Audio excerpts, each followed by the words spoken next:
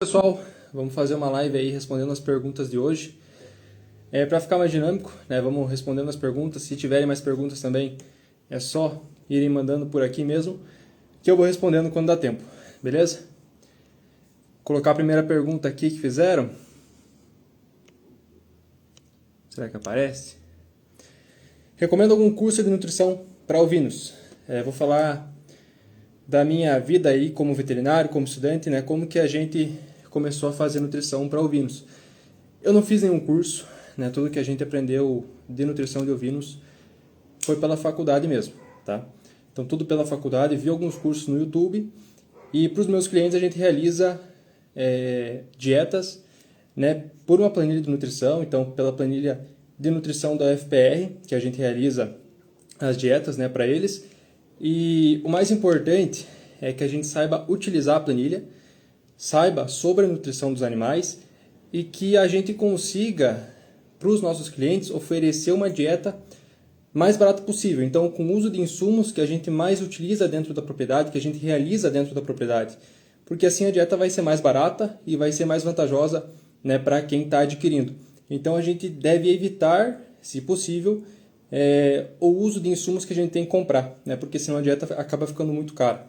Então, por isso que dentro da ovinocultura, a gente acaba falando que quando a gente começa um planejamento da ovinocultura, um dos primeiros passos é a produção de alimento, né? Tanto em quantidade como em qualidade, tá? Porque o alimento, a nutrição, é um dos aspectos que mais são onerosos dentro da criação, tá? Então, por isso que é muito importante que a gente realize uma nutrição balanceada para a categoria animal, tá? Não adianta você fazer uma dieta para borregos em crescimento, mas utilizar uma categoria para ovelhas em manutenção, né? São exigências totalmente diferentes, tá? Mas falando sobre a pergunta, a gente não tem nenhum curso que eu conheça a respeito disso, tá? A respeito de específico em nutrição de ovinos, tá? Infelizmente ainda os cursos de ovinocultura são muito escassos comparando a outras áreas, tá? Então eu não conheço nenhum curso específico, tá? Tudo que eu aprendi foi com base em vídeos no YouTube, nas aulas do curso de medicina veterinária e procurando e aprendendo, né? Mas o mais importante, como eu falei, faça dieta para a categoria animal que o produtor pede e para atender as exigências, né? E o mais barato possível, né? Com o uso de insumos que o produtor consegue produzir na propriedade para ser o menos oneroso possível, tá? Isso que é o mais importante, tá? Se você é estudante de medicina veterinária, se você é médico veterinário, isso que é o mais importante.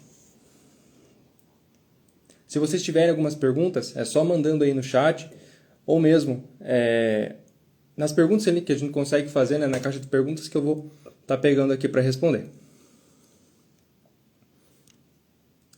Questão de estágio focado na ovinocultura, se a gente tem alguma oportunidade por aqui.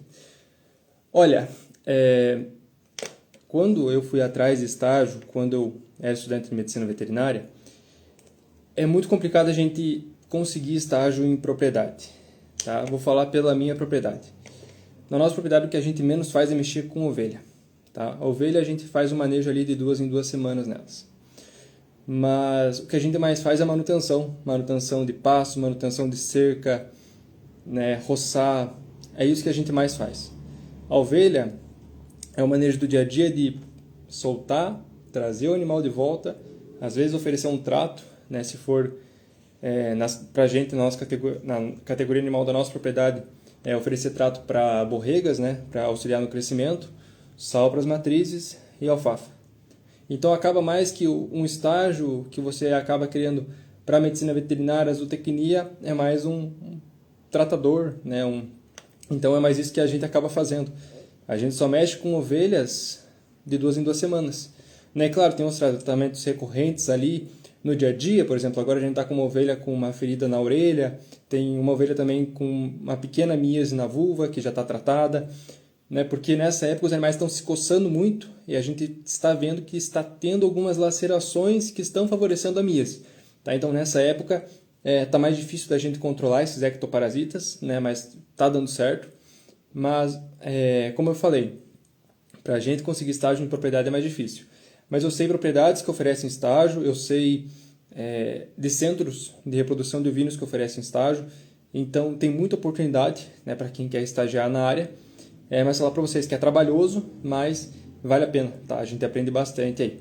Eu realizei estágio na EmbryoPlus e na Via Agronegócio. Na Via Agronegócio eu rodei mais de 30 propriedades em 2 semanas, só fazendo estágio com eles. Conheci muitas propriedades de amigos hoje, né, que eu tenho, tanto da Simone Galafassi, da Estância Serena, da Sangue Catarinense, da Rancho Araucária, dentre várias outras aí que eu mantenho contato até hoje, tá? Então, vale muito a pena a gente fazer estágio com esse centro de diagnóstico, né, com essas centrais de reprodução, que a gente consegue visitar muitas propriedades. Com o cenário eu nunca consegui, com a Embrapa também não, mas sei que eles têm muitos trabalhos dentro da ovinocultura, né, principalmente em Santa Catarina, que está crescendo muito, Rio Grande do Sul também. Tá? No Paraná ainda não tem tanto. Mas é muito interessante que a gente acompanhe a Via Agronegócio, na verdade, ela trabalha para o Sebrae. Tá? Então, a gente consegue, com eles, visitar várias propriedades aí. Né? Isso que é interessante.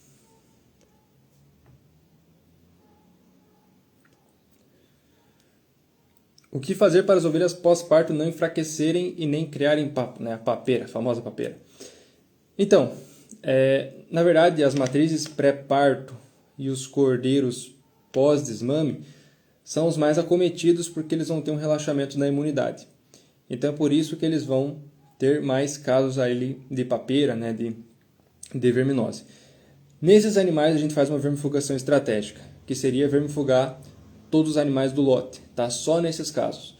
Nos outros casos, a gente realiza apenas uma vermifugação se for necessário, então pelo método FAMACHA, pelo exame de LPG. Se for necessário, a gente realiza a vermifugação. Mas nessas categorias animais, a gente vermifuga daí todos os animais do lote para a gente não ter esse relaxamento da imunidade, tá? Porque senão acaba que a ovelha recém-parida vai ter problema, os cordeiros desmamados vão também, recém-desmamados vai diminuir o peso, então vai ter um prejuízo dentro da propriedade, né? Podem acabar tendo problemas mais sérios também devido à baixa imunidade, então pode ele ter problemas que acabam resultando devido a essa baixa imunidade, né? Por bactérias, por protozoários, por vermes oportunistas que seja. Então daí sim é indicado realizar uma vermifugação estratégica.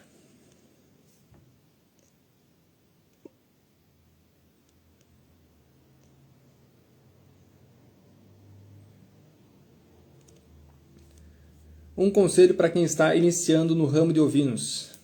Olha, o ramo de ovinocultura é necessário que a gente estude muito. Tá? Tem muitos manejos que são feitos errados até hoje e que a gente tem que se adequar. A gente tem que estudar para saber diferenciar o que é certo e o que é errado. Então, se eu posso dar um conselho inicial, estude muito. Tá? Sabe diferenciar o que é certo e o que é errado.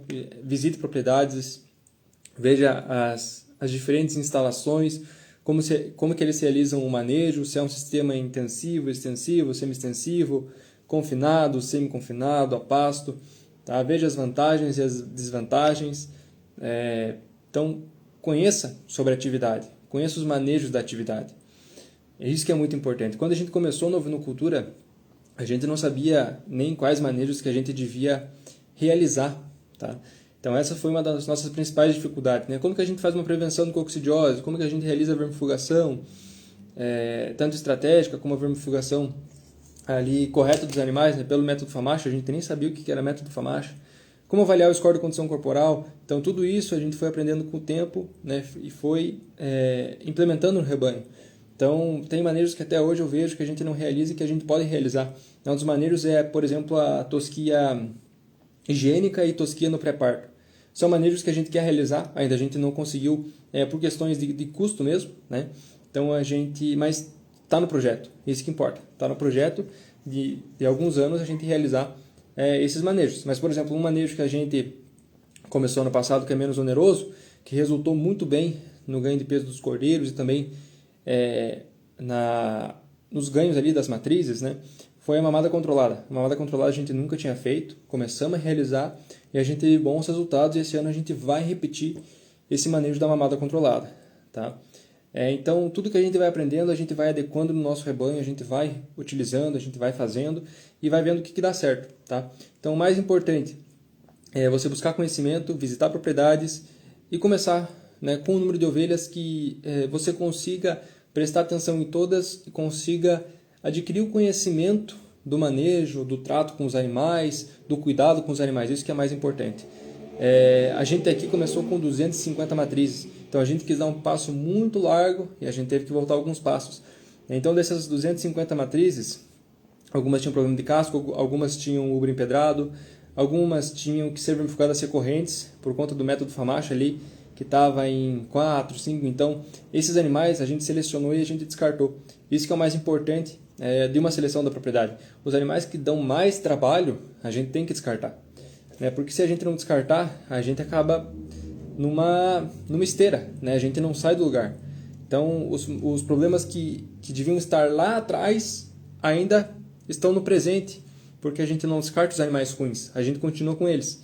Então, se a gente não descartar, não tem como a gente progredir no rebanho, sabe? Então, é por isso que a gente descarta os animais que acabam dando mais trabalho, os animais com maior problema de claudicação, maior problema de verminose, os animais que costumam ali ter mais doenças, a gente descarta eles, né? Os animais improdutivos que começam a ter um emagrecimento progressivo, manda esses animais embora, tá? Senão eles só vão te dar problema, eles vão morrer, vão te dar prejuízo e você não vai conseguir progredir no teu rebanho, tá?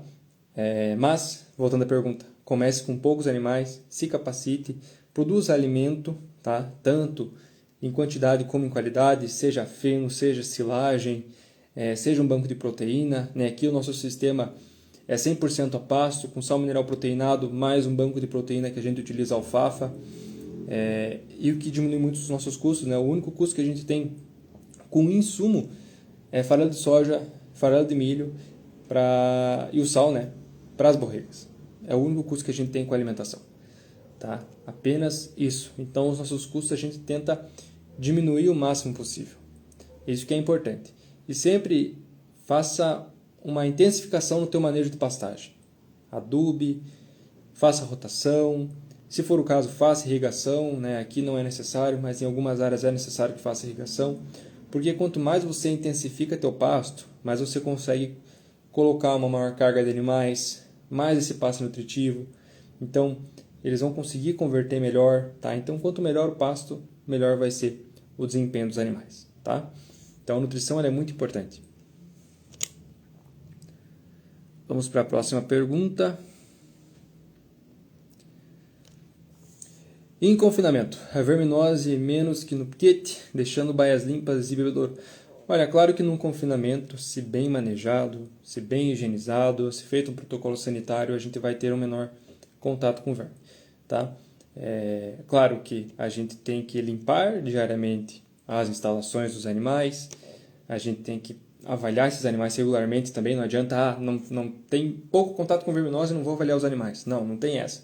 Indiferente do teu sistema de criação, você tem que avaliar os animais, tá? Eu indico no mínimo 2 vezes na semana, tá? Na verdade, no mínimo uma vez ao mês. A gente faz 2 vezes na semana, nas épocas do verão, tá? Quando está quente... Não, 2 vezes no mês quando está quente e úmido. Uma vez ao mês quando está seco e frio, tá? É assim que a gente realiza o nosso manejo, a avaliação dos animais. Só que agora eu estou vendo que as avaliações dos animais a gente está tendo que fazer mais constante, tá? Porque tem animais ali que, por exemplo, essa ovelha da orelha, a gente avaliou o rebanho no sábado. Na quarta-feira, a ovelha estava com um problema no ouvido, né, na orelha. Então foi muito rápido que a gente teve daí que ver esse animal. Já estava com ovos pequenos ainda, mas já estava. Então, se a gente tirar um pouco o olho da ovelha, dá problema, tá? Então a gente tem que estar em cima, a gente tem que estar avaliando regularmente o rebanho. É muito importante. Senão, quando você for pegar o rebanho, você vai pegar bastante animal ali com bicheira, né, com ferida, claudicando, já acaba pegando casos que estão mais difíceis da gente tratar do que casos ali mais agudos que estão... É só a gente entrar ali com medicamento, com protocolo, que daí fica bem mais fácil da gente entrar com o tratamento, beleza? Qual a incidência de foot-rot nos rebanhos de hoje? Olha, não tem como a gente falar a incidência do rebanho em geral, porque tem rebanhos que vão ter muitos mais casos de incidência a foot-rot e vão ter rebanhos que têm muitos menos casos, né? Como eu falei, vai tudo numa questão de seleção. Aqui, quando a gente começou com 250 animais, vamos pensar que 250, 30 animais tinham footrot. Começava a mancar. Chovia, começava a mancar, né? E desses animais, quando a gente tratava, e quando a gente via que esses animais tinham recorrência a footrot, a gente descartava. Então, como eu falei, se a gente não descartar os animais, a gente não consegue progredir no rebanho. Se eu não tivesse descartado esses animais com footrot lá atrás, hoje eu ainda estaria preocupado porque se chover, os animais vão começar a mancar. Então, hoje é uma preocupação é menos. Quando chove, eu fico tranquilo, porque eu sei que os animais não vão mancar. Eu dificilmente tenho casos de animais ali que ficam mancando depois que chove na minha propriedade. E quando eu vejo, às vezes nem é uma footrot. Às vezes caiu num buraco, tá com eu vejo que a articulação está mais edemaciada, está mais quente. Então, às vezes é um problema de um trauma do que necessariamente um problema de footrot. Isso a gente também tem que saber diferenciar e a gente vai saber diferenciar na prática, né? Então, cuidando dos animais.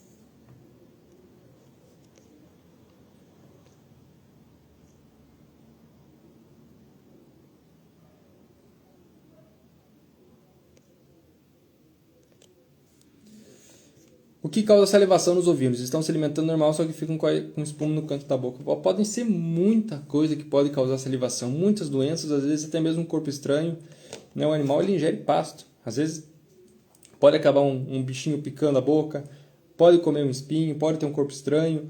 Então são várias doenças, várias causas que podem acontecer a salivação, tá? Não é apenas uma única, tem que examinar esse animal.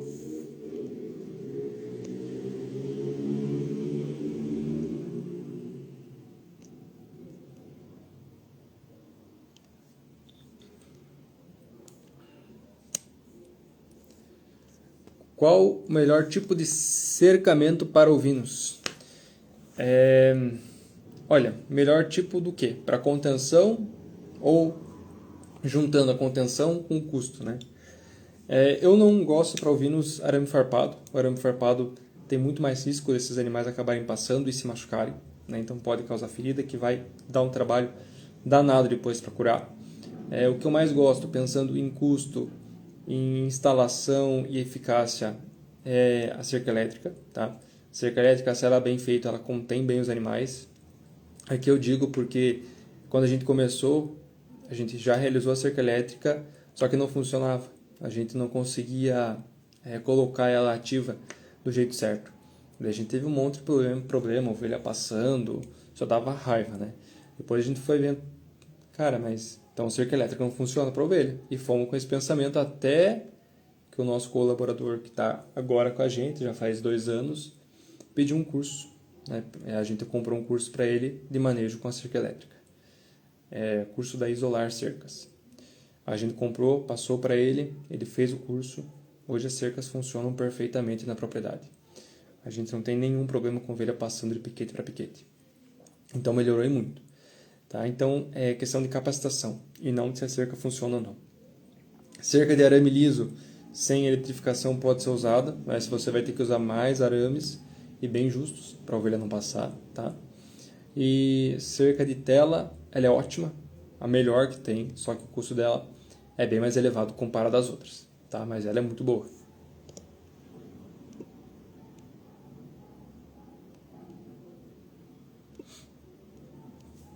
Vamos para a próxima pergunta aqui.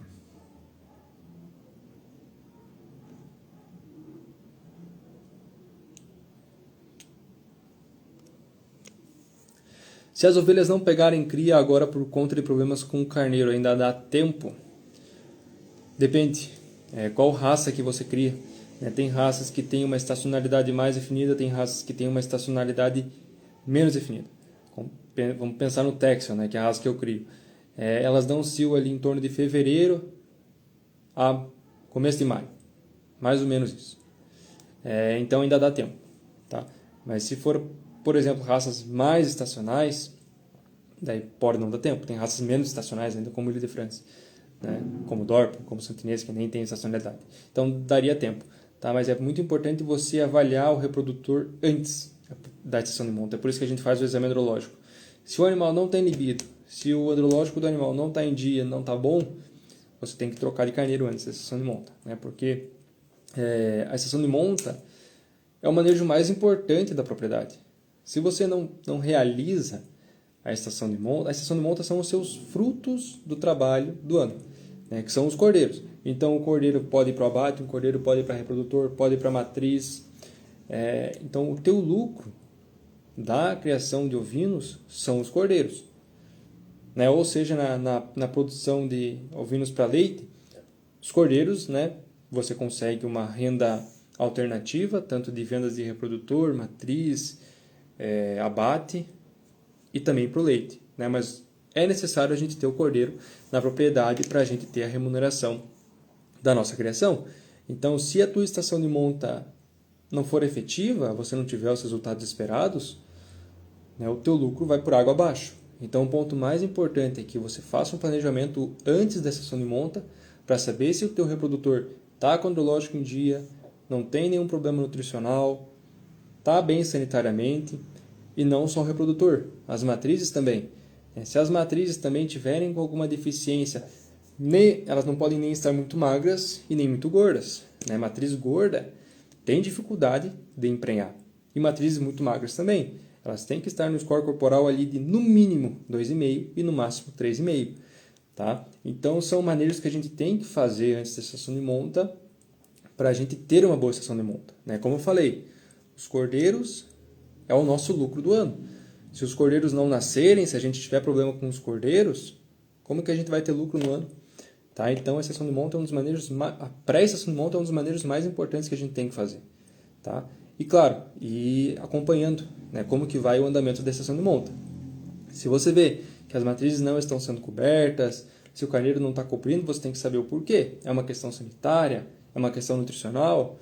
O animal está doente? Você tem que ter vários ali critérios para justificar por que essa matriz não está emprenhando, por que esse carneiro não está sendo efetivo.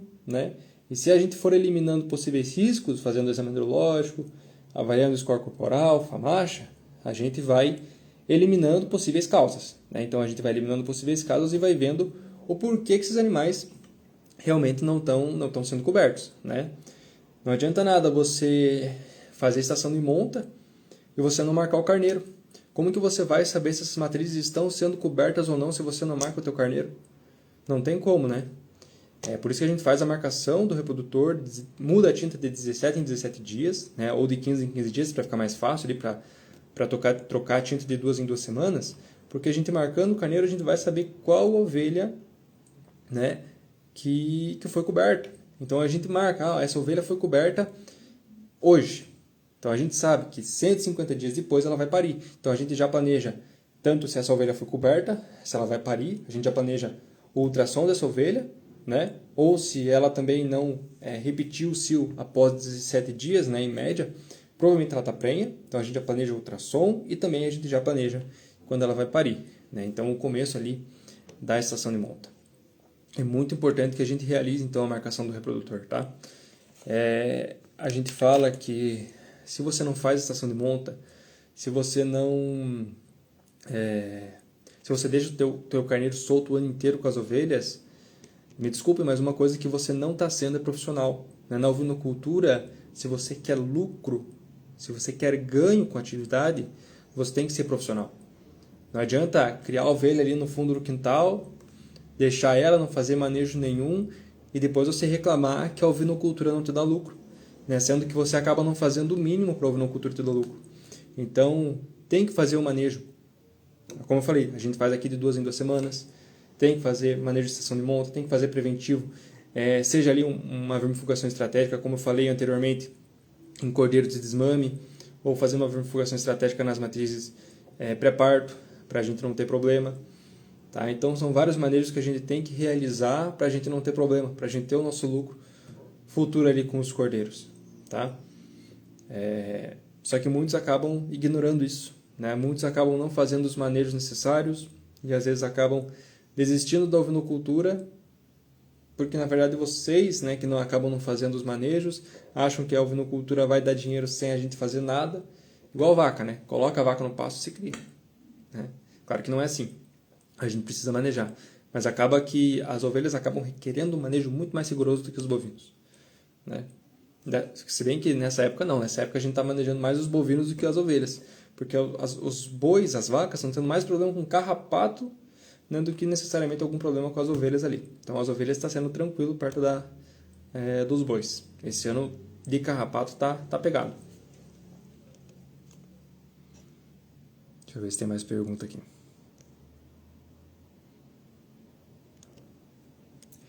Já teve casos de linfadenite caseosa? É muito difícil uma propriedade não ter caso de linfadenite caseosa, né? Muito difícil. Eu já tive 2 casos aqui, eu acho muito pouco, perto do tempo que a gente cria, né? Apenas 2 casos de linfadenite caseosa no linfonodo aqui mandibular. Posteriormente a gente drenou, fez todos os cuidados, drenando a linfadenite caseosa e até fizemos um tratamento até a região ali onde estava o linfonodo, né, cicatrizar. E depois esse animal voltou com lote geral, né? Eu não descartei esses animais, eu descartaria se tiverem uma recidiva em outro linfonodo. Daí eu descartaria, tá? Senão eu não descarto. Mas a gente tem bastante casos de linfadenite caseosa em vários rebanhos ali que a gente atende, que a gente vê. A linfadenite caseosa é um dos principais problemas que a gente encontra nas propriedades, tá? Então ela é bem difícil, né, se a gente não conseguir tratar direito. Porque se a gente acabar drenando o linfonodo, acabar não fazendo uma antisepsia, uma higienização do ambiente, a gente pode acabar passando para os outros animais. Então tem que ser bem rigoroso, né, o nosso tratamento com a linfadenite caseosa. A gente não pode deixar de drenar, porque se estourar vai passar para o ambiente. A gente tem que drenar e tem que ter o cuidado. Então, quando a gente drena, colocar sempre um saco plástico ali embaixo para cair todo o conteúdo drenado dentro desse saco. Né? Depois, jogar a ponta do bisturi, da agulha, da luva, tudo que a gente utiliza, a gente joga dentro e taca álcool e queima, tá? Que a gente não pode ter risco de passar linfadenite caseosa para os outros animais, tá? Porque a linfadenite caseosa é uma doença bem preocupante, mesmo às vezes a gente achando que é só uma bolinha no pescoço, drena e acabou, né? Mas ela é bem complicada, ela acaba diminuindo muito a produtividade dos animais, ainda mais se for uma linfadenite visceral. A linfadenite visceral, sabe aquele animal magro que não engorda, que você faz tudo, que o animal não vai para frente? Esse animal pode estar com uma linfadenite visceral. Tá? Então, quando você abate esse animal, você vai conseguir ver vários linfonodos, né, mesentéricos principalmente, infartados, né, porque esse animal tem uma linfadenite visceral. E normalmente esse animal vem a óbito antes, né? Ele emagrece e vem a óbito. Tá? Então tem que tomar muito cuidado. Vamos ver se tem mais perguntas.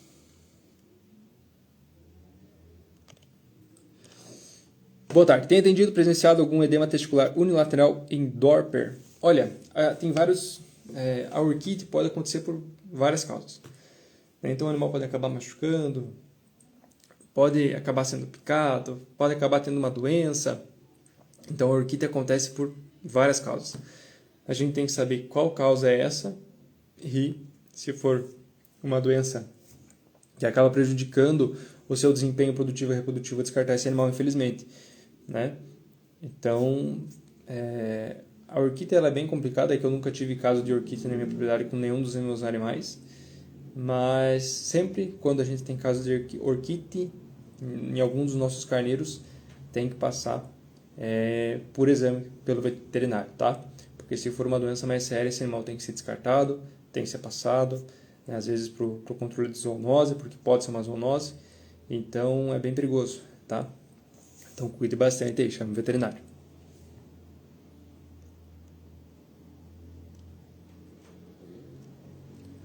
Como está o mercado de trabalho para medicina veterinária de área de ovinos? Sou estudante. Olha, eu particularmente gosto bastante da área de ovinocultura para médicos veterinários. Tem muitos produtores reclamando que não tem médicos veterinários para ovinos, mas também quando alguém chama um médico veterinário para ovinos, eu já sei que eu não consigo mais de X valor, tá? Esse que é o problema. Então, para mim, falando aqui no Paraná, para mim não compensa viajar para ganhar X valor, pagar pedágio, hospedagem e alimentação, tá? Então é por isso que eu trabalho na clínica, eu faço pós-graduação em patologia clínica, porque para mim não compensa aqui no Paraná, a área de ovinocultura, para eu atender propriedade, entendeu? Porque senão eu ganho muito pouco e viajo muito e pago muita hospedagem, muita alimentação, é muito custo pro dinheiro que a gente recebe, tá? Mas tem outros lugares, Santa Catarina, Rio Grande do Sul, regiões do Nordeste que está crescendo muito a ovinocultura, né? Que já é muito ampla, que sim, tem espaço, né? Tem muita atividade, tem muita requisição por bons médicos veterinários, né? A maioria trabalha apenas com bovinos, e daí quando um criador pede para esse médico veterinário de bovinos acabar atendendo as ovelhas, acaba não sabendo o que fazer, né? Porque o método de prevenção da ovinocultura, o método de controle de verminose na ovinocultura é totalmente diferente da bovinocultura, tá? Mas a gente, como médico veterinário, a gente tem que saber lidar com ambas as espécies. Claro que posteriormente à graduação a gente acaba se especificando mais em determinada espécie, mas é importante saber um pouco de tudo, tá? Mesmo falando isso, por exemplo, se me colocar um suíno, uma ave na frente, eu não vou saber nada, sabe, dos animais. Só sei de cachorro, gato, ovelha e cabra, né? E boi, né? Um boi eu sei um pouco, mas de galinha e de porco, sei quase nada. Mas é muito importante que a gente saiba pelo menos o mínimo, e se a gente não souber, que a gente vá atrás, né? Seja de um profissional para a gente indicar, ou seja do conhecimento.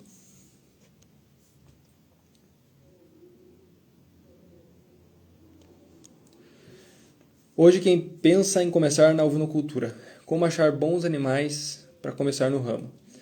Olha, bons animais tem tudo quanto é canto, só que ruins animais também tem tudo quanto é canto. O que eu indico é que quando você comece, você visite propriedades e já veja como que é feito o manejo dessa propriedade, né, como que eles realizam a seleção deles. Mas antes de você visitar a propriedade, é importante que você saiba, que você tenha capacitação teórica, que você saiba qual manejo é certo, qual manejo que é errado, porque assim, visitando as propriedades, você vai saber se essa pessoa está fazendo o manejo correto, se essa pessoa não está fazendo o manejo correto. Como eu falei um pouco atrás na live, muitos proprietários ainda fazem manejo incorreto de controle de verminose e de seleção. Então, não indico que você compre dessas pessoas, tá? Porque infelizmente isso vai acabar te gerando um prejuízo posteriormente. Mas a gente, para comprar bons animais, não tem que pensar só em X cabanha, em X proprietário, em X raça, né? O que a gente tem que pensar são em quesitos principalmente de seleção e de sistema. Se a gente, por exemplo, eu crio animais num sistema a pasto, para eu ter menos problema com a adaptação, eu vou procurar comprar animais de um sistema a pasto, de um sistema mais, com uma região, com ambiente, com um manejo mais próximo ao meu.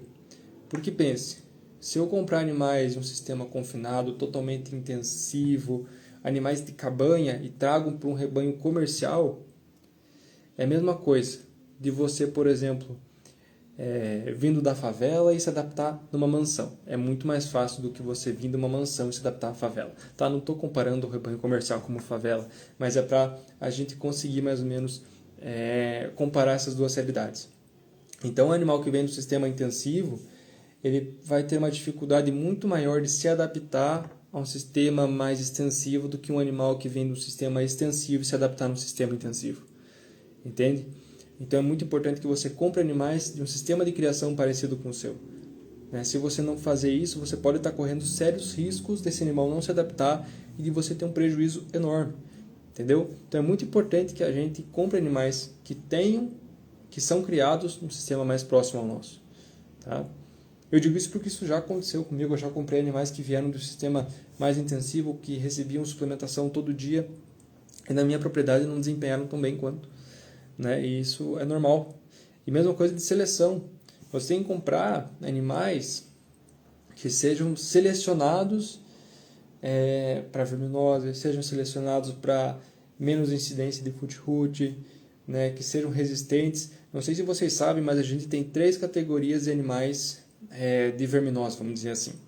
Primeiro a gente tem o animal suscetível. O animal suscetível, ele é o animal que recorrentemente a gente tem que vermifugar. Que recorrentemente está com a FAMACHA 4, 5, às vezes 3, mas sempre vai e volta. Sempre vai e volta. Esse animal é suscetível. Né? Claro que para a gente ter certeza, a gente tem que fazer o exame de OPG. Mas aqui a gente tem uma planilha de cada animal. Nessa planilha de cada animal a gente coloca o grau FAMACHA que a gente realiza ali de 2 em 2 semanas. Então a gente sabe se esse animal melhora, se esse animal piora, ou se ele mantém uma constância.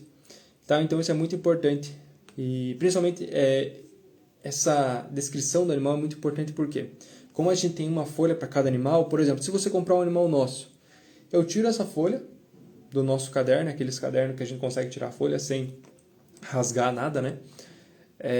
Eu dou para você a folha de registro desse animal, de desempenho desse animal, né? Como que ele está desempenhando no nosso sistema.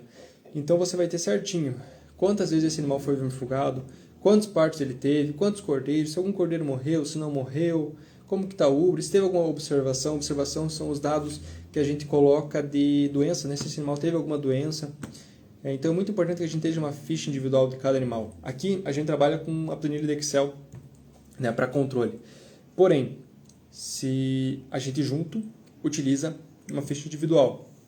A planilha de Excel, se vocês quiserem, até posso mostrar para vocês, ela é um geralzão de todo o rebanho, dá várias dicas do que a gente deve fazer com o rebanho, né, porque ela vai nos dar dados estatísticos e gráficos de como está o nosso rebanho em score corporal, em resistência à verminose, em ganho de peso, em porcentagem de cordeiros machos fêmeas.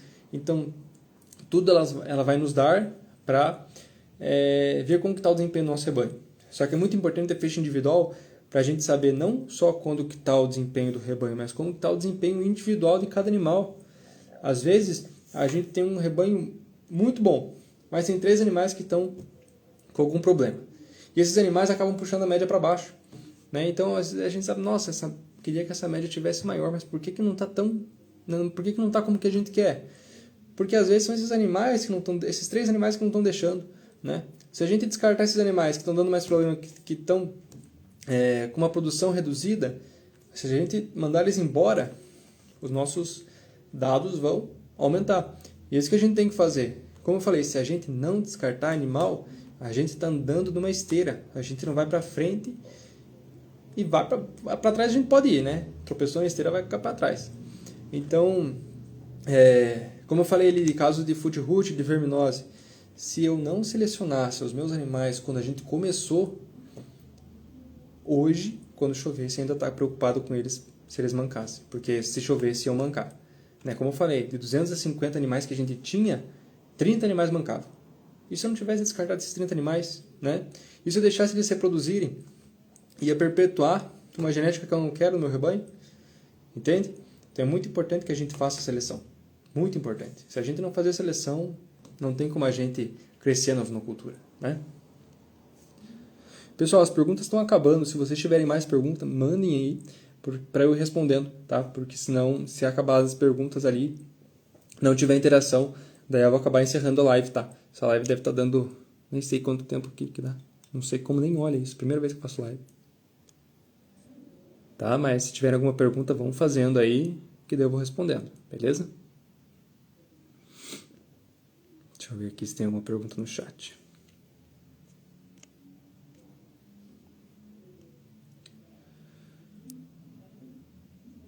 Essa pergunta já foi. Pessoal, as perguntas eram isso. Tem um ali, nutrição básica. Então, Damião, não entendi a pergunta em específico. O que você quer saber de nutrição? Olha, como eu falei ali numa das perguntas anteriores que me perguntaram sobre nutrição, né? Para a gente fazer uma nutrição para o rebanho, a gente tem que saber qual categoria animal que é, porque cada categoria animal tem uma exigência diferente. Então, borregos, borregas, eles demandam de mais proteína, né, para o seu crescimento muscular. Matrizes em lactação demandam tanto de energia para a manutenção do score corporal delas, mas também de proteína para a produção de leite. Animais em manutenção demandam menos, tá? Tanto de energia como de proteína, porque eles estão em manutenção. Animais no terço final de gestação demandam não tanto de energia, porque por enquanto é mais a manutenção deles e um pouquinho pro cordeiro, tá? Mas demandam de energia para a manutenção do score corporal, mas proteína principalmente, porque a proteína ela vai influenciar significativamente no ganho muscular do feto. Então, por exemplo, se o animal estiver bem nutrido, ele vai dar um cordeiro de 3,5, 4 quilos para cima. Um animal que está mal nutrido vai dar um cordeiro de 3 quilos para baixo, né, para menos. E animais abaixo de 3 quilos, cordeiro abaixo de 3 quilos, têm maior chance de entrar em óbito, tá? Deixa eu ver. Isso mesmo, como eu posso estudar, segundo cada categoria, poder explicar simplesmente. Então, é isso que eu estou te falando. Cada categoria tem exigência nutricional diferente. Como eu falei, aqui a gente utiliza para os nossos clientes uma planilha da UFPR, tá? Que eu vejo qual categoria que esse cliente quer que eu faça a dieta para ele, né? E daí eu vejo qual categoria que ele quer e daí eu vejo qual insumos que ele tem. Então, por exemplo, você faz silagem e tem banco de proteína. Tem amendoim forrageiro, alfafa, o que for. Faça uma dieta tentando fazer com silagem e com banco de proteína. Claro que às vezes eu tenho que colocar um pouco de algum insumo que a gente tem que comprar por fora, porque não vai suprir tudo que o animal precisa. Mas isso principalmente são em sistemas confinados, semi-confinados. Aqui a pasto, por exemplo, aqui a gente só faz o banco de proteína com alfafa, né? Pastagem e só proteinado. Só. Para borregas, como eu falei ali, para o desenvolvimento delas, a gente entra com uma nutrição balanceada em proteína para auxiliar no crescimento. Então a gente utiliza tanto do banco de proteína como alfafa. Dá um incremento de farelo de soja e de milho.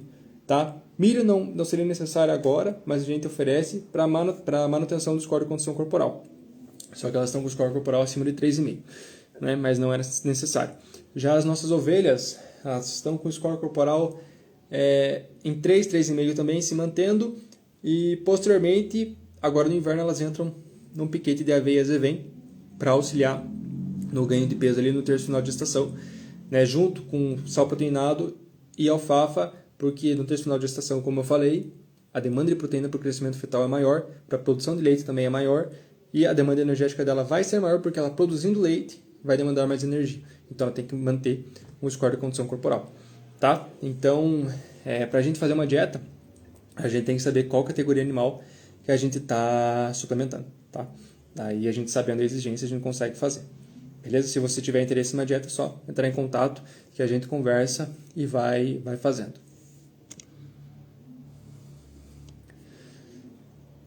Do Bloom Mikael. Tomás, você não aceita estagiário nas férias de julho? Ora, nas férias de julho, na verdade é o que o pessoal mais gosta, né? Porque é a cordeirada nascendo. Então, eu, por exemplo, aceitei um estagiário agora, mas como eu falei, os estagiários aqui da propriedade, eles só podem ir quando eu vou, porque lá a gente não tem nenhum espaço físico para estagiário. Então a gente tem duas casas lá, a casa sede, que seria a nossa, e a casa do caseiro, certo? Do colaborador. Então a gente não tem nenhum espaço físico para o estagiário. Então ele vai quando eu vou. E como eu falei para ele, eu vou fazer o manejo dos animais de 2 em 2 semanas, né? Que eu faço a baixa geral do rebanho. Tá? Então é só nessa época que a gente realiza o manejo. Então de 2 em 2 semanas você está fazendo estágio, mas só vê a gente realizando o manejo de 2 em 2 semanas. Porque de resto de dia, na propriedade que a gente menos faz é mexer com bicho. O que a gente mais faz é a manutenção de cerca, a manutenção do ambiente. Então roçar embaixo da cerca, roçar pomar, roçar horta, plantar coisa para horta, manutenção das instalações, de coxo, de bebedouro, levar o animal para o piquete, trazer o animal de volta, dar comida para os pastores maremanos, pegar ovo de galinha. Então, o que a gente menos faz é mexer com a ovelha, mexer com boi, entende? A gente só leva eles e traz. E de vez em quando a gente faz um manejo neles, né? Claro, tem os animais que a gente tratando diariamente ali, como é a ovelha da orelha, né? E tem outra que eu falei anteriormente, que é a ovelha que está com as ovelhas elas estão se coçando muito, né? E no nosso kiri japonês, que é uma árvore, a gente colocou uma tela em volta. E essa tela em volta, ela tem arame farpado, só que ela deu uma levantada. E daí as ovelhas se coçando, elas vão lá, se coçam, e eu acho que essa ovelha da orelha, né, que teve problema na orelha, acabou prendendo, cortou. E essas outras ovelhas que vão se coçando ali, coça a bunda, coça o flanco, daí acaba que raspa, chama a mosca, e daí acaba dando miase. Então aconteceu isso numa ovelha também. Então agora a gente vai até fazer esse manejo semanalmente para a gente avaliar bem os animais, né? Porque como eu falei, essa ovelha da orelha, a gente avaliou elas domingo, sábado. Posteriormente na quarta-feira o colaborador me ligou falando que ela estava com a orelha ferrada, né? Então acontece de uma hora para outra. Se a gente não está em cima, não dá certo, né? A gente tem que estar em cima toda hora, toda hora, toda hora. Então a gente tem que estar cuidando. Então, por exemplo, se eu tivesse um estagiário lá, para mim seria muito bom, com certeza, porque a gente fala, ó, fica de olho nas ovelhas, né? Às vezes o meu colaborador sozinho não consegue ver elas, né? Tipo, recorrentemente assim, ainda mais se tiver com pressa. A gente sabe como é o dia a dia, né, do colaborador, da propriedade, é bem corrido. Então, se tiver com pressa, pior ainda. Então, com certeza seria bom ter alguém com uma experiência tanto técnica, teórica, como na prática, né, para estar olhando os animais, né? A gente com um olhar mais detalhado, a gente consegue ver os animais para trás da fila, normalmente são os animais que estão doentes. A gente consegue pegar esses animais, ver o que eles podem estar tendo, né? Então, facilita muito quando a gente tem um auxílio de mão de obra. Só que não adianta eu pegar um estagiário só que eu não ter o que ele fazer, né? Claro que na época de cordeiro, que a gente menos tem é coisa para não fazer, né? Não dá tempo de descanso, é trabalho em cima de trabalho, mas uma propriedade rural, como é longe de cidade, como não tem instalação, a gente pensa em fazer posteriormente, né? Mas isso vai demorar um tempo ainda para a gente conseguir fazer uma instalação para estagiário. Mas é uma meta que a gente tem, tá? É um objetivo nosso, né? Porque mais para dar o que me deram também, né? Oportunidade de estágio. Então eu tive muita oportunidade de estágio, fiz muito estágio, mas eu tenho propriedades para indicar se você quiser fazer estágio, tá? Propriedades muito boas, que vão te ajudar muito, vão te ensinar muito, igual me ensinaram, tá? Ó, tem uma propriedade em Balsa Nova, mexemos com ovinos também, mas gosto de aprender em relação à área. Balsa Nova é Rio Grande do Sul? Eu não sou bom em localizar por nome de cidade. Mas assim, tem muita cabanha boa que a gente consegue fazer estágio, tá? Muita mesmo. Eu sei quem oferece estágio é a São Catarinense, eles oferecem estágio. Tem veterinários que oferecem estágio, como o Rafael Mochet. Eu acho que ele é do Rio Grande do Sul, mas não lembro a cidade específica. Mas ele oferece estágio também. O estágio que eu fiz numa central de reprodução da Embryo Plus, São Paulo, Montemor, muito boa também. A gente aprende muito, tanto a parte, principalmente a parte de FIV, né? Aprende muito mesmo. Foi excelente fazer estágio lá, meu estágio curricular foi lá. Mas assim, trabalhoso, né? A gente não achem que é simples. Lá é todo dia, a gente vê os animais todo dia. Não são animais que têm uma estação de monta porque são animais de genética, então a gente faz FIV. Então tem animal parindo toda hora, tá? Não tem uma estação de monta específica. Então às vezes tem que acabar tratando até de cordeiro. Normalmente uma vez acho que era de 2 em 2 semanas, uma vez por semana. Tinha FIV, então a gente tinha que pegar a receptora, tinha que pegar a doadora, tinha que fazer protocolo de indução, de sincronização, depois pegar esses animais, colocar na baia, fazer todo o protocolo pré-FIV, né? Então raspar a barriga, fazer a anestesia na jugular, e ajudando, né, o Matheus, que era o veterinário que eu acompanhei, Matheus Castro, ótimo profissional também, e ajudando ele, né? E vai o dia, a tarde inteira. A gente ficava o tempo inteiro lá fazendo, trabalhando, pegando as ovelhas, tinha que pegar na mão, força, vai, né? É trabalho. Ovelha dá trabalho, né? Dá trabalho, mas é muito bom. Isso aí, muito serviço que menos faz é trabalhar com rebanho. Bem isso. Que a gente menos faz. Mas, é pertinho de Balsa, é 30 minutos de Ponta Grossa, é perto. Pô, não sabia? Nem, ó, eu moro aqui do lado, nem sabia. Mas se você vir pra cá, dá pra combinar da gente fazer um manejo aí, tá? Quando você vier pra cá, combinando, fazer um manejo. Tá? Não tem crise. Ainda mais que é pertinho aí, só me falar que a gente faz manejo. Não sei se tem carro ou não, mas aqui, quando tem estagiário, eu dou carona. Vamos pra lá, fazer o manejo, voltamos e pelo menos você consegue acompanhar um pouco, né? E em época de cordeirada é a mesma coisa. Se quiser, pode passar um tempo aí, né? Só que, como eu falei, não sei se tua área veterinária ou zootecnia, eu vou para a fazenda final de semana, daí eu volto, né? Porque semana eu trabalho aqui no laboratório, né? Eu sou patologista clínico, então eu trabalho daí aqui na clínica. Daí final de semana eu vou lá tratar da bicharada, né? Cuidar da bicharada, tá? Beleza, pode entrar em contato sim, conversando. Pessoal, se não tem mais perguntas, eu acho que eu vou... Deixa eu ver só aqui se não tem mesmo. Não tem. Se não tem mais perguntas, eu vou fechar a live por aqui, tá? Muito obrigado aí por todo mundo que ficou até agora, que perguntou, que interagiu, tá? Valeu aí e até a próxima. Se tiverem mais perguntas, eu vou deixar só uns 2 minutinhos aí pra rodar.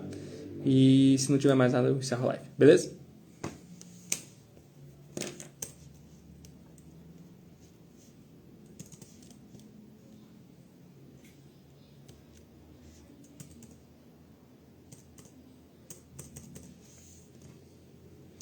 Vamos aí, pessoal. Se tiver alguma pergunta sobre criação de ovinos, sobre como começar na ovinocultura, sobre determinados protocolos, podem fazer que a gente está respondendo tudo, né? Sobre nutrição, o que vocês quiserem, a gente vai respondendo, vai interagindo, tá? Sobre estágio, sobre área de medicina veterinária dentro da ovinocultura, podem fazer pergunta sobre o nosso manejo de estação de monta. Se quiserem, eu mostro a planilha para vocês como que a gente faz aqui o nosso controle de estação de monta, né? Acho que vocês vão gostar, é bem interessante.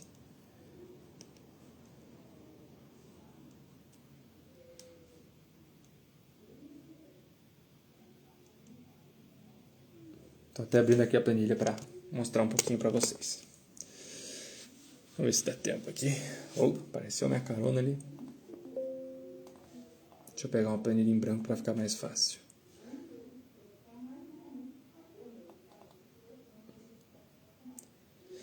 Então, agora, eu não dou curso de nutrição. Eu posso... teve uma estudante de medicina veterinária que entrou em contato comigo uma vez, que queria saber como que funcionava a planilha que eu utilizo. Daí eu mostrei para ela, acho que eu gravei um vídeo para ela como que funcionava. E daí ela aprendeu. Né? Daí ela me perguntava direto como que ela devia fazer, né? Qual que era a melhor nutrição, que não existe melhor nutrição, né? Tem que ser o que o produtor tem, e baseado na categoria animal que ele quer suplementar. Mas eu ajudo, tá? Eu não dou curso, mas eu posso auxiliar sim, tá? Auxiliar, eu auxilio. Só que eu não dou curso porque não é meu foco, né? Curso de nutrição ainda nunca fui nenhum especialista em nutrição. Eu sei o básico para fazer dieta para quem quer, né? Para quem acaba requisitando. Só vou mudar a câmera aqui para ver se vocês conseguem enxergar. Posso facilitar também, pode deixar, me chama lá que eu vejo de gravar um vídeo, só que eu tô meio sem tempo, então vai ter que esperar um pouquinho. Se não tiver problema, daí eu te mostro sim, tá? Pessoal, então vou mostrar para vocês rapidinho a planilha, só para não perder muito tempo. Se vocês tiverem alguma pergunta, vão colocando aí. Bom, eu vou colocar o brinco dos animais aqui no cadastro do rebanho, tá? Então eu vou preencher a série, coloquei de 1 a 11, tá? Colocar o sexo dos animais, colocar todas as fêmeas, tá? Esse aqui é o ponto mais importante da planilha, porque se a gente não preencher isso aqui, não vai dar certo lá, tá? Porque tem várias automações. Então, a planilha, ela vai obrigar você a preencher, tá? Se você não preencher, daí a planilha não vai te dar o resultado que a gente quer, né? O que a gente quer é que ela ajude a gente. Se ela não ajudar, do que adianta a gente ter a planilha, né?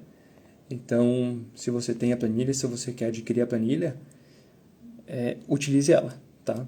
Utilize. Ó, lote, aqui eu vou colocar lote tudo em vazio, mas a gente tem lote de vazia, cordeiro ao pé, reprodutor e prenha. Eu vou colocar tudo vazia porque é o exemplo que eu quero dar para vocês. O score, essa planilha aqui está desatualizada. Tem uma mais atualizada que está de 1,5, 2,5, 3, 3,5, 4, 4,5 e 5. Famacha. Estou colocando tudo igual para ficar mais fácil. Porque se eu for mudando tudo, vou colocar algumas mudanças só, mas é que se eu for mudando tudo vai dar diferença, tá?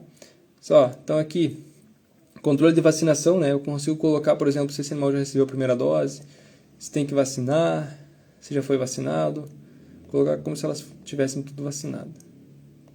Vacina de pasteurose a gente fez 1 ano aqui, nunca mais fizemos, não vimos necessidade. Não precisou. Ó, nos estados, a gente coloca aqui se o animal está vivo, a óbito, abatido, vendido, ou mesmo se é lote de descarte, né? Então facilita bastante para a gente fazer um lotinho de descarte aí para vender. Vou colocar uma ovelha mais velha aqui no lote de descarte, só para mostrar para vocês. Desse dado aqui, eu venho posteriormente aqui, ó, relatório do rebanho geral, ó. Daí vai aparecer para mim aqui nesse gráfico.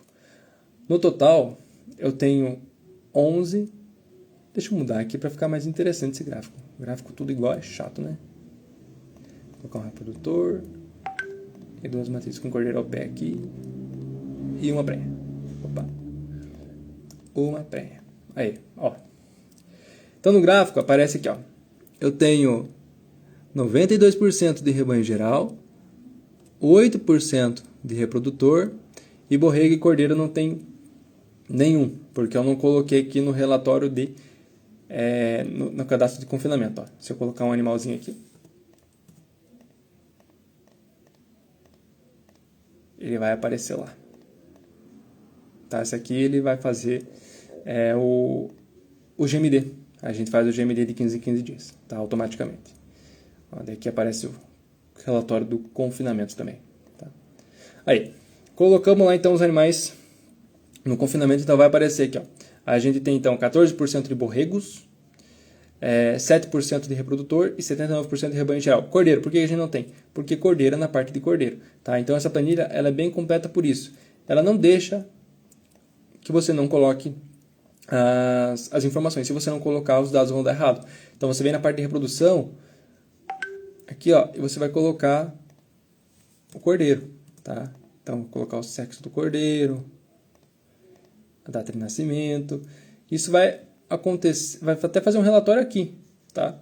Mas o que a gente quer é esse relatório daqui. Então a gente tem vários relatórios do rebanho. Ó, agora apareceu o número de cordeiros. Eu tenho 13% de cordeiros no meu lote. Entendeu? Então a gente tem um total de 16 animais, sendo 11 fêmeas, 1 reprodutor, 2 borregos, 2 cordeiros. Entende? Então essa aqui é a importância da planilha. Ela vai te dar várias informações, só que você tem que colocar as informações. Qual que é a idade média do meu rebanho? Ó, eu tenho 5 animais dentes de leite, 1 animal 2 dentes, 2 animais 2 dentes, 5 animais 6 dentes, 2 animais 8 dentes. Então eu sei que esse rebanho está se renovando, ó, está se renovando. A gente tem bastante cordeiros dentes de leite, né? Então, ó, está se renovando o rebanho, é isso que a gente quer. Né? Se esses animais de 8 dentes estivessem muito acima, e esses resultados aqui estivessem muito abaixo, daí a gente tinha que se preocupar. Né? A gente tem que renovar o rebanho. Que a gente não pode ter muito animal velho no rebanho. Resistência ao vermífugo.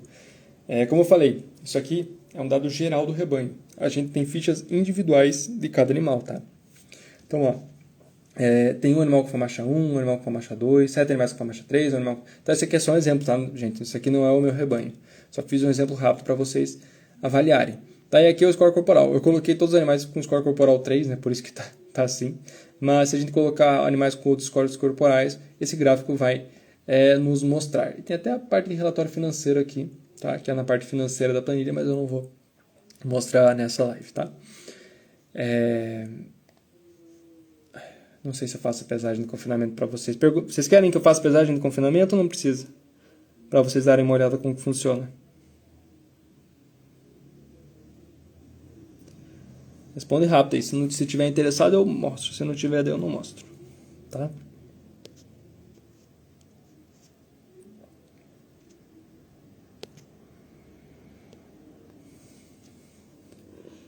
Tá. Quer que eu mostre? Beleza. Ó, então, vamos aqui na parte de cadastro e confinamento. Ó, a gente tem a data de entrada. Vamos colocar que esse animal entrou hoje. Né? Então, ele entrou em 1/4/2025. Tá? Ele entrou hoje e ele entrou num confinamento com peso de 25 quilos. Show?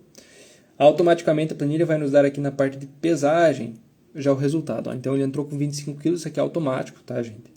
E na pesagem 1, então posteriormente, pesei esse animal daqui uma semana. Então esse animal, ele ganhou, ele estava com 25, ficou com 27,5. Ó, o GMD dele deu 166 gramas. Baixo, né? GMD bem baixo. Tá? Mas é isso que é importante. Agora a gente tem um animal aqui, vamos colocar que entrou com peso de 25 também, né? Fêmea, mas ela ganhou 29 quilos. Tá? Ganhou 4 quilos. ela tem um GMD de 266 gramas. Tá? Aqui está negativo porque a gente não colocou a pesagem 1, mas se eu colocar a pesagem 1, ó, ele muda, tá? Então, isso aqui ele vai nos dar dados de como está o desempenho de determinado animal. Então, a gente posteriormente faz uma análise comparativa, né? Então, eu tenho aqui o meu lote em confinamento, vou colocando todos esses dados. Então, eu tenho um animal que teve um expoente ganho de peso, né? 400 gramas, comparado a esse. Então, por que a importância disso? Se eu tenho um lote de animais que estão desempenhando super bem, mas tem um animal que não está desempenhando muito bem, o que a gente faz? Daí a gente sai da análise teórica para a gente partir para a prática. Então a gente pega esse animal e avalia o que pode estar acontecendo. Pode ser uma questão genética? Pode. Mas também pode ser uma questão nutricional. Se, por exemplo, esse animal ele tem disputa de coxo, se ele é mais fraco que os outros, não consegue se alimentar, você acaba tendo que isolar esse animal para ele consumir o alimento sozinho, né? Ou com os animais mais fracos. Ou pode ser um quesito sanitário, está com a farmácia baixa, está com diarreia, está apático, está com febre, está com a temperatura alta. Então, a gente tem que eliminar as possíveis causas de por que um animal não está desempenhando tão bem comparado aos outros. Tá? Isso que é a importância do rebanho, isso que é a importância da gente fazer uma análise do rebanho. Se a gente não fazer essa análise, como que a gente vai saber se os nossos animais estão desempenhando bem ou não e o porquê, né? Então, uma coisa é, todo 100% do rebanho está muito bem, o que é muito difícil, né? Normalmente a gente vai ter aquela ovelha velha capenga que é a que normalmente dá problema no lote, né? Sempre tem a ovelha velha e sempre quando ela morre vai ter outra ovelha velha, sempre, tá? Isso é em toda a propriedade. Tá, mas vou mostrar para vocês essa sessão de monta que na verdade foi o foco aqui. TDAH pega, hein, gente? Porque vim mostrar para vocês isso aqui e estava falando de outra coisa lá. Mas vamos nessa. Ó, então, é assim que eu faço a minha estação de monta, o controle da nossa estação de monta. Deixa eu baixar aqui. Acho que melhorou, né? Show de bola? Agora eu que não consigo ver, porque o computador está quase embaixo. Mas vamos lá. Ó, vamos utilizar ali o brinco dessa matriz 1 aqui, ó. Ela está em estação de monta, ela está vazia. Por que ela está em estação de monta? Gente, porque a planilha ela faz automaticamente pelo cadastro do rebanho geral aqui, ó, pelo score 3. Se o animal tiver com score corporal de 2, a planilha ela não vai deixar esse animal entrar na estação de monta porque ele não está com score corporal adequado. Então, ó, aqui ela entrou pro flush, entendeu? Então, a planilha ela faz a gente fazer o certo. Então, se você fazer o errado, a planilha vai te alertar. Mas, se você quiser fazer errado, daí a decisão é tua. Tá? Mas a planilha te alertou, ela fez a parte dela. É isso que importa. Tá? Mas se você não fazer o que a planilha está passando, daí ela já não tem culpa, né? Tá? Mas vamos lá. Então, por exemplo, a gente sabe que o ciclo de uma ovelha é de 17 em 17 dias em média, né? Então, a gente troca a tinta de 2 em 2 semanas. Para saber se essa ovelha repetiu ou não o cio, tá? A gente muda a tinta do carneiro para saber justamente se essa ovelha repetiu ou não o cio. Então, vamos lá. Essa ovelha, ela foi coberta, tá? Eu vou colocar que ela foi coberta hoje. Então, dia 3/4/2025. Automaticamente, a planilha ela vai nos dar uma data de previsão do parto aqui, ó. Então, é para essa matriz parir dia 5/9/2025. Então, ela dá previsão de, em média de 150 a 155 dias, tá? Então, a gente vai ter a previsão do parto dela, entende? Essa que é a importância da gente utilizar a planilha. Mas, essa ovelha, ela repetiu o cio. Então, a gente vai vendo isso ali semanalmente, né? E se essa matriz foi coberta depois com a cor verde, né, que a gente vai mudando da cor mais fraca para a cor mais escura, justamente porque a cor mais escura, vermelho, vai se sobrepor a essas cores, né? Então o azul vai se sobrepor a essas, né?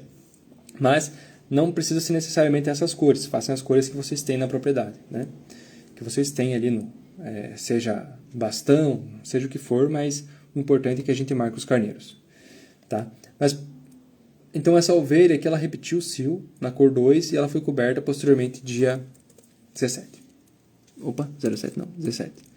Ó, então, a data prevista do parto dela é dia 19/9. Então, pessoal, aqui eu já consigo saber quando que é para essa ovelha parir. Sabe? Se ela não parir, por que isso aconteceu? Claro que a gente tem que fazer ultrassom para saber se ela está efetivamente prenha, né? Tá? Então é assim que a gente faz. Ó, essa ovelha aqui pegou dia 3/4, que é o dia de hoje, tá? E não repetiu o cio, então a gente não marca aqui. A gente sabe que é para ela parir nessa data, tá? E depois a gente coloca a data efetiva do parto. Então ela realmente pariu dia 5/9/2025, tá? O que acontece aqui? Pariu, a gente colocou a data efetiva do parto, a gente vai vir para aqui para a parte de reprodução. Ó, agora a planilha ela automaticamente muda que essa matriz pariu nessa data. Então a gente vem buscar o número da matriz aqui, é a matriz número 2, né? Show? E depois aqui a gente coloca, teve problema de parto? Não. Ou sim. Né? Qual foi o tipo de parto? Simples, gemelar ou trigemelar, né? Eu vou colocar aqui simples. Mas, por exemplo, se ela parir gêmeos, a gente coloca matriz 2 aqui novamente, né? E daí coloca ela nas duas abas. Data de nascimento do cordeiro, né? Já está aqui, mas esse aqui é o dado para o cordeiro, tá? O peso ao nascer, se foi visto a colostragem, se foi realizada a cura de umbigo, realizada. Isso aqui eu deixo até com o meu colaborador, sabe? Porque se for ele que faz, ele vai atualizar, vai me mandar. E daí a gente vai saber, né? Ó, caudectomia. Aqui a gente faz caudectomia nas fêmeas, né? Então, pra gente saber se já foi realizada a caudectomia ou não, eu coloco aqui, ó, realizado ou não realizado. E desmame, né? Se foi realizado o lote de desmame ou não, coloco aqui, ó, realizado. E o status do animal, né? Se é vivo, se morreu, quer ver? Vou mostrar para vocês daí ali. E aqui algum histórico se tiver, tá? Eu já respondo as perguntas, tá? Até se mandarem ali na caixinha das perguntas fica mais fácil, porque eu consigo visualizar, né? Não preciso visualizar mais fácil, eu não preciso voltar lá, tá? E posteriormente eu venho para relatório de reprodução, ó. Então eu tenho um macho, uma fêmea, eu tive todos os partos normais, né? Se eu tiver algum problema de parto, eu vou colocar aqui para vocês verem. Mas por que é importante saber isso? Porque às vezes o problema de parto é erro de manejo, é erro nutricional. Se você tiver a ovelha muito gorda, elas vão ter problema de parto, né? Se, por exemplo, o reprodutor tiver uma DEP para alto peso ao nascer e você colocar esse reprodutor em borrega pequena, vai dar problema de parto. Então, a gente consegue saber isso que está a importância na tomada de decisão. A gente vai saber o que está acontecendo no rebanho e o porquê que isso está acontecendo no rebanho. Qual que é a porcentagem desse acontecimento, sabe? Eu não gosto que dê resultado muito parecido. Deixa eu mudar aqui. Fica muito sem graça a planilha. Aí, vamos lá. Então, eu tenho 2 machos e 6 fêmeas totalizando 8 animais. Ou, eu tenho 2 animais vivos e 2 animais que morreram. Deixa eu mudar aqui. Não gosto de 50-50. Eu gosto de porcentagem. Gosto de porcentagem mostrando bem. Aí, Quem diz, não estou vendo nada. Esse computador está baixíssimo. Aí, 14% de mortalidade, mas eu tive 86% de cordeiros vivos, né? Então a gente normalmente tem uma taxa de meta do rebanho, né, do anual, e é isso que a gente quer, tá? Pessoal, esse é o básico da planilha, tá? Foi mais para mostrar para vocês, agora eu vou responder aqui as perguntas. Vamos ver se tem alguma pergunta. Como que eu viro isso aqui? Aí. Show de bola. Deixa eu arrumar aqui. Aí. Deixa eu ver.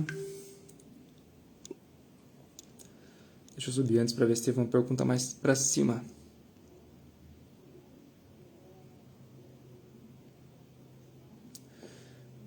Por exemplo, a data que foi feito e para qual? Não entendi, Luana. Poderia explicar melhor? Não entendi ao certo o que você quis dizer.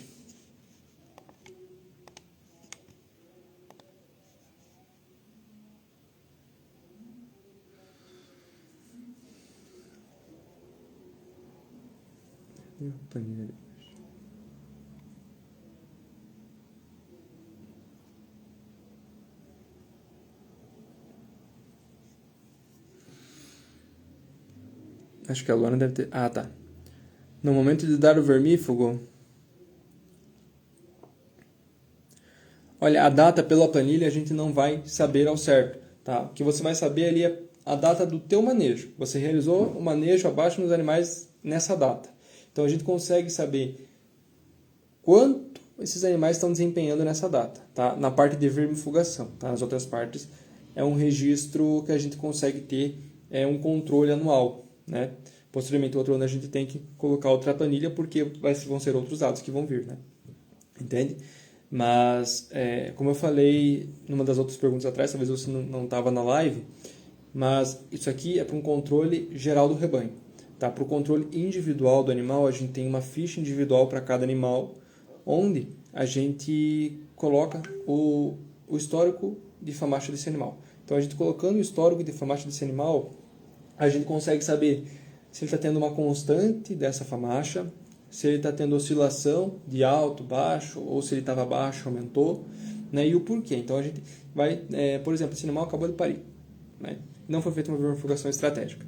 Essa matriz pode ter um relaxamento de imunidade, né? Vai ter, na verdade, só que ela pode acabar tendo sinal clínico ou não. Tá? Normalmente ela tem o sinal clínico se ela é um animal suscetível. Se ela é um animal resistente, resiliente, acaba não tendo, né? Então, às vezes, a gente acaba tendo um registro individual. Eu vou deixar para outra live para mostrar esse registro individual, porque eu não estou aqui com a planilha agora, ela está na fazenda.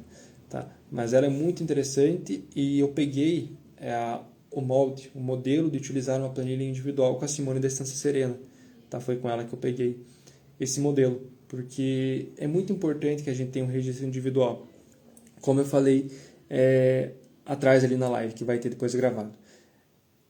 Nessa ficha individual do animal, eu consigo tirar, aquelas argolinhas, sabe? Consigo tirar e tirar o papel, a folha do registro do animal. Então, por exemplo, você comprou um animal meu.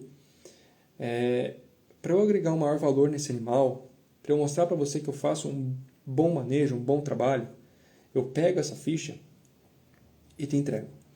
Né? Então, você tem ali tudo do animal. Você tem quando esse animal nasceu, quantas vezes esse animal pariu, se ele teve alguma doença recorrente, a gente tem uma aba de observação. Então, nessa observação, a gente coloca se esse animal teve algum problema ou não. Quantas vezes, então, pariu, se algum cordeiro morreu. A gente tem tudo do animal no quesito de produtividade dele, tá? E reprodutividade. Então, é muito interessante que a gente faça essa ficha individual para cada animal. Porque na planilha do Excel a gente não tem como fazer isso. Se eu fosse fazer para cada animal, ficaria muito complicado. A planilha ficaria muito pesado e a gente acabaria se perdendo um pouco na planilha. Ela já é bem completa, né? Não sei se você acompanhou toda a planilha, só que ela é bem complexa. A gente tem que saber usar ela, mas ela é bem completa. Ela vai te dar muitos dados sobre ela, tá? Sobre o rebanho. E se fosse um caso individual, então, né, dela ficaria muito pesada. Daí, para a gente ter um controle mais em mãos, a gente prefere ter uma ficha individual de cada animal, tá bom? Pessoal, mas vou ficando por aqui. Muito obrigado por quem acompanhou a live aí, tá? Forte abraço e vamos nessa por mais ouvintes. Falou para vocês,